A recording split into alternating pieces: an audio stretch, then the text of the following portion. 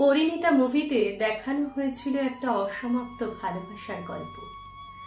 দেখানো হয়েছিল একজন ম্যাচিওর মানুষের আবেগ কতটা তীক্ষ্ণ হতে পারে।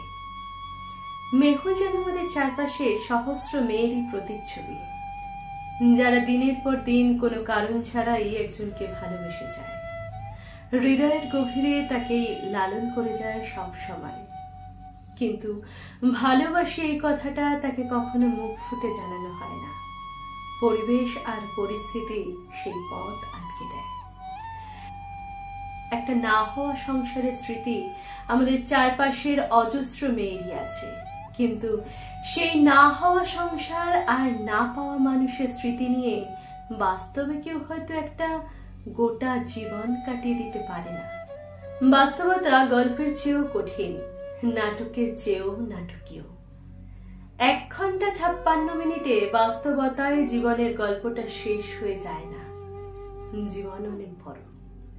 সেই না হওয়া সংসার আর না পাওয়া মানুষের স্মৃতি বয়ে নিয়ে বেড়াতে হয় অনেকগুলো দিন, অনেকগুলো মাস আর অনেকগুলো বছর, হয়তো মৃত্যুর শেষ দিন পর্যন্ত।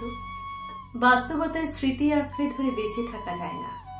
স্মৃতিগুলি ঠিকই থেকে যায় মনের অন্তরালে। তবুও কারো হাত ধরতে হয়, তবুও কাউকে পাশে নিয়ে পথ চলতে হয়। কিন্তু মেহুলদের মনে ঠিকই থেকে যায় বাবাই দ্বারা, থেকে যায় একটা না হওয়া সংসারের স্মৃতি।